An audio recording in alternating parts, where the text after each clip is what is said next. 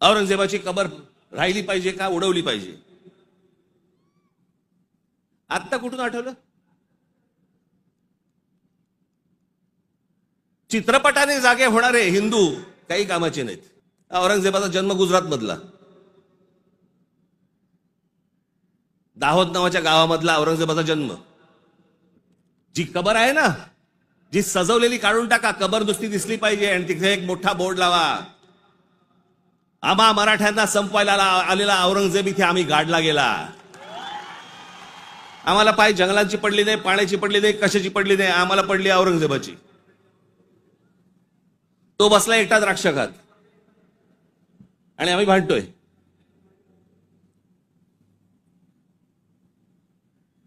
औरंगजेबाची कबर राहिली पाहिजे का उडवली पाहिजे? आत्ता कुठून आठवलं? चित्रपटाने जागे होणारे हिंदू काही कामाचे नाहीत.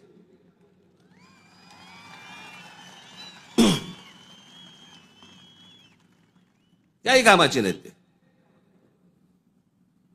चित्रपट थिएटरमधनं उतरला की हे उतरले.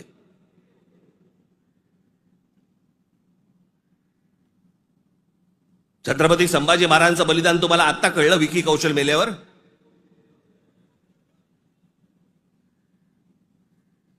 अक्षय खन्ना औरंगजेब बनून आल्यावर तुम्हाला औरंगजेब कळायला लागला?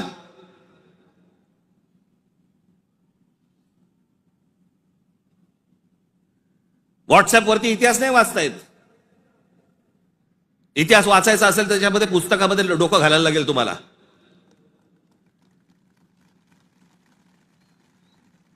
कोणीही बडबडायला लागले हल्ली इतिहासावरती. विधानसभेत पण बोलतात. खरं तर त्यांचं काही काम नाही, औरंगजेबावरती बोलतायत. माहिती तरी का औरंगजेब काय प्रकरण होतं? हे बाहेरून आलेले सगळे लोक. औरंगजेबाचा जन्म गुजरात मधला, दाहोद नावाच्या गावामधला औरंगजेबाचा जन्म. आणि मग काय सोपं आहे इतिहासामधनं तुम्हाला जातीपातीमध्ये भिडवून द्यायला. यांना ब्राह्मणांनी साथ दिली, यांना मराठ्यांनी साथ दिली, मग तिकडे मराठी नव्हतेच, मग हे सगळं चोरून ब्राह्मणांनी केलं. हे सगळं बोलणाऱ्यांचा इतिहासाशी काही संबंध नाहीये. त्यांना फक्त राजकीय त्यांचं जे काही पोळी भाजून घ्यायची आहे तेवढंच फक्त काम आहे त्यांचं. त्यांना ना संभाजी महाराजांशी काही कर्तव्य आहे, ना औरंगजेबाशी काही कर्तव्य, ना कोणाशी काही कर्तव्य आहे. तुमची माथी फक्त भडकवायची.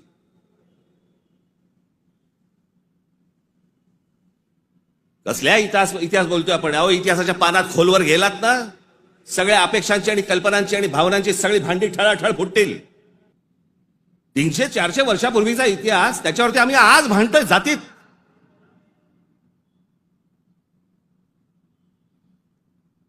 आग्र्याच्या दरबारामध्ये छत्रपती शिवाजी महाराजांच्या समोर संभाजी महाराज असताना संभाजी महाराजांकडनी औरंगजेबाची 5000 मनसबदारी स्वीकारलेली आहे. छत्रपती शिवाजी महाराजांच्या समोर महाराजांची होकार असल्याशिवाय होईल?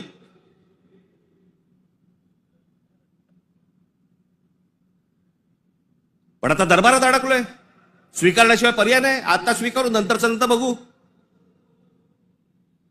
राजकारण असतं ते. परिस्थिती काय, त्या परिस्थितीमध्ये कोणते निर्णय घ्यावे लागतात, काय परिस्थिती असते, आपण पाहणार आहोत का नाही? कशा अंगाने इतिहास पाहायचा असतो हे आपण कधी बघणार आहोत की नाही?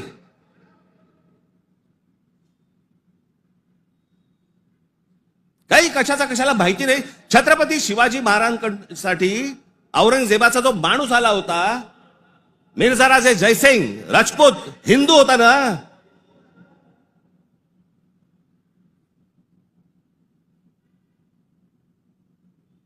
ज्या सिंहगडावरती आमच्या तानाजी मालुसरेंचा आज तिथे मृत्यू झाला, ते कोणाबरोबर लढाई झाला? उदयबान राठोड बरोबर ना. राजपूत होता ना, हिंदू होता ना. काय घेऊन बसलोय आपण?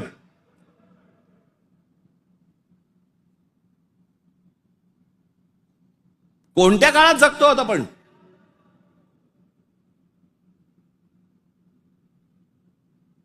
छत्रपती शिवाजी महाराजांच्या जन्माच्या अगोदरचा काळ वेगळा होता, नंतरचा काळ वेगळा आहे.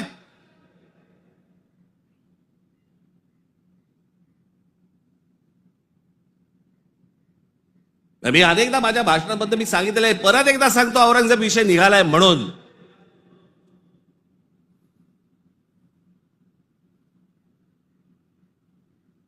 औरंगजेब बादशाह याचं राज्य कुठपासून कुठपर्यंत होतं? अफगाणिस्तान पासून दक्षिणेपर्यंत आणि इथे बंगालपर्यंत.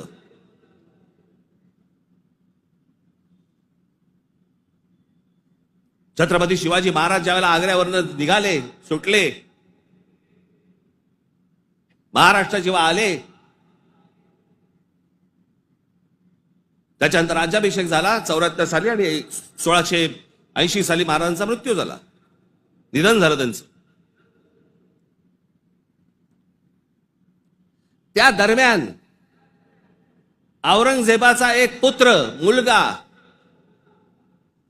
महाराज गेल्यानंतर दक्षिणेत आलाय आणि औरंगजेबाच्या मुलाला शह म्हणजे राहायला जागा बरोबर घेतलं. हे संभाजीराजांनी घेतलंय. तो तिथून पळून आलाय. वाचा जरा इतिहास, वाचा जरा.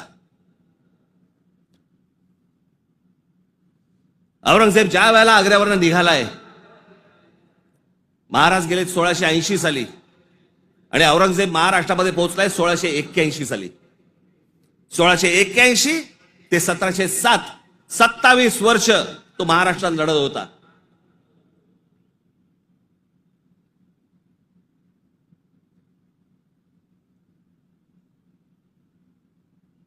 आमच्या संभाजी राजांबरोबर लढला. त्यांना क्रूर पद्धतीने मारलं. राजाराम महाराज लढले, संताजी धनाजी लढले आणि आमच्या तारा राणी साहेब लढल्या. या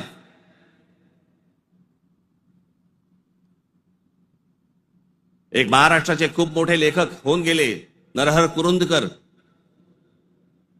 त्या कुरुंदकरांच्या एका पुस्तकामध्ये फार अप्रतिम वाक्य आहे की मराठे सर्व लढाया हरत होते, पण औरंगजेब एकही लढाई जिंकू शकत नव्हता.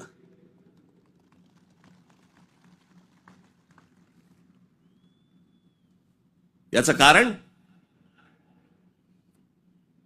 छत्रपती शिवाजी महाराजांचं निधन झाल्यावरती खरं तर औरंगजेबाने परत जायला पाहिजे होतं आग्र्याला. नाही, तो इथे का थांबला?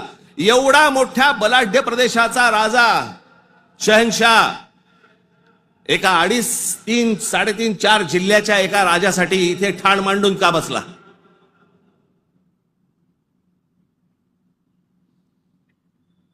त्याला माहिती होतं छत्रपती शिवाजी महाराजांचं निधन झालंय, मग का ठाण मांडून बसला होता? शिवाजी महाराज तर गेले होते, त्याला शिवाजी नावाचा विचार मारायचा होता, जो त्याला जमला नाही. सगळे प्रयत्न केले, सर्व प्रयत्न केले आणि इथे शेवटी मेला. जगाच्या इतिहासामध्ये औरंगजेब वाचला जातो,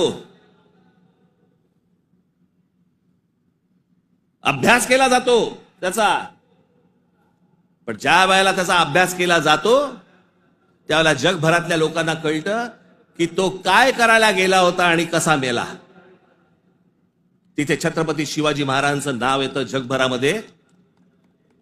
जी कबर आहे ना, जी सजवलेली काढून टाका, कबर नुसती दिसली पाहिजे आणि तिथे एक मोठा बोर्ड लावा, आम्हा मराठ्यांना संपवायला आलेला औरंगजेब इथे आम्ही गाडला गेला.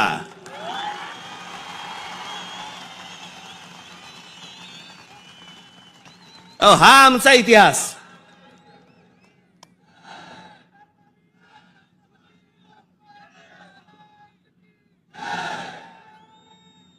अफजल खान ज्या वेळेला इथे आला, इतिहास कशासाठी वाचायचा? इतिहासातनं बोध घेण्यासाठी वाचायचा.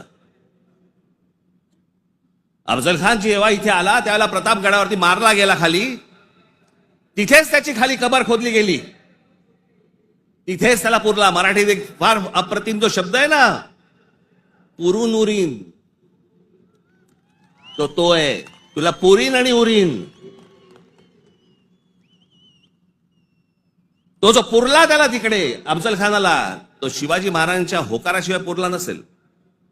त्याची कबर जी केली आहे ती महाराजांना विचारल्याशिवाय केली नसेल. महाराजांनी सांगितलं असेल निश्चित करा, जगाला कळू दे कोणाला मारलाय.